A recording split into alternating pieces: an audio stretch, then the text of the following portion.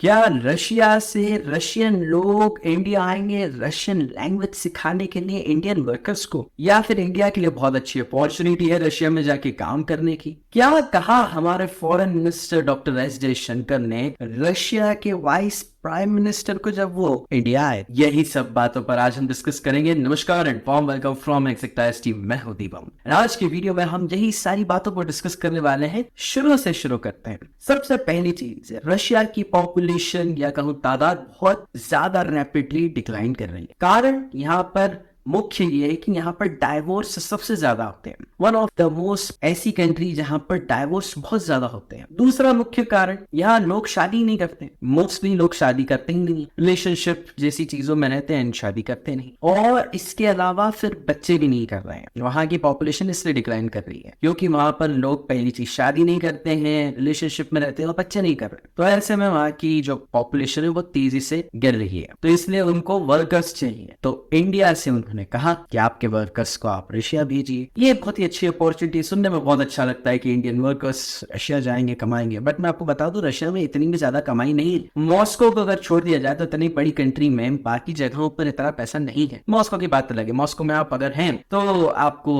1.5 से 2 लाख रुपए मिल जाएंगे। बट 1.5-2 लाख पे मैंने थोड़ा बोल दिया, बट हाँ 1.5-2 लाख के अराउंड मिल जाएंगे। बट बाकी कंट्री में इतना पैसा नहीं है। दूसरी चीज, ये तो वही वहां के पॉपुलेशन की जो उन्होंने आकर वही हम यहाँ पर आके जब उन्होंने मुलाकात करी मोदी जी से, स्पेशली मैं कहूंगा हमारे फॉरेन मिनिस्टर से, तो उन्होंने ये सारे मुद्दे रखे। फॉरेन मिनिस्टर हमारे जाने ही जाते हैं अपने स्ट्रेट फॉरवर्ड आंसर्स के लिए। आप ये वीडियो देखिए। Excellency, the growth in the bilateral trade, now estimated at $66 billion, has been impressive. Our goal is that it needs to be more balanced, and that will require addressing current constraints and undertaking greater facilitative efforts. Making it easier to do trade should be accompanied by progress in the negotiations on the India-Eurasian Economic Union (FTA).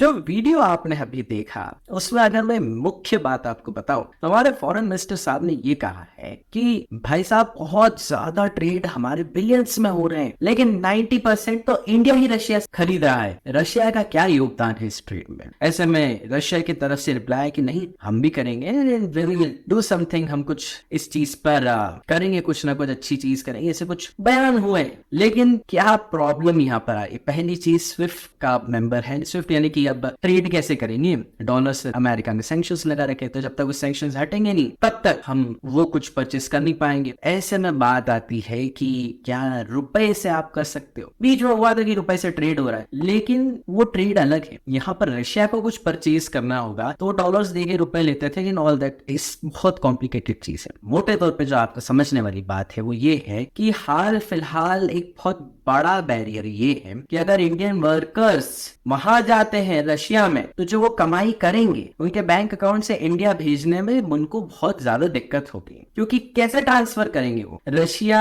की bank से इतना आसान नहीं होता है कि जैसे online ट्रांजेक्ट कर दिया। इंटरनेशनल बैंकिंग में बहुत दिक्कतें आती है। तो रशिया जब तक इंडियन रुपी नहीं खरीदेगा या डॉलर्स नहीं खरीदेगा तब तक हमारे इंडियंस के लिए इंडिया में पैसा भेजना बहुत मुश्किल या कभी नामुमकिन है, तकरीबन नामुमकिन है। बहुत सारी चीजें होती हैं उसके बाद भेजना, तो फिर फायदा ही क्या हुआ? तो ऐसी कुछ चीजें हुई जिसके बाद में अब या तो पूरा एक रुपए रूबल ट्रेड वगैरह होगा या कुछ ना कुछ एक बीच का सोल्यूशन निकालना पड़ेगा। और बात जो 90% इंडिया ही खरीद रहा है उस पर भी उन्होंने कहा कि हम भी करेंगे, वी विल आल्सो परचेज। हम कुछ एक ट्रेड एग्रीमेंट बनवाएंगे जिसके तहत कोई भी ज्यादा पैसे या किसी भी तरीके का प्रॉब्लम इंडियंस को नहीं होगी रशिया में सामान बेचने से। ये कहने के पीछे अमेरिका का हाथ क्यों? क्योंकि डोनाल्ड ट्रंप ने ये कहा था कि हम पूरे वर्ल्ड में ये कह देंगे कि आपको हमारे यहाँ पैसे कमाने हैं, कुछ बेचना है तो गवर्नमेंट को पैसा देना पड़ेगा। ऐसे में इंडिया से ये भी बात हुई थी कि इंडिया और अमेरिका के बीच में एक ट्रेड एग्रीमेंट होगा जिसके तहत इंडिया को बहुत रिलैक्सेशन मिलेगा। अब अगर अमेरिका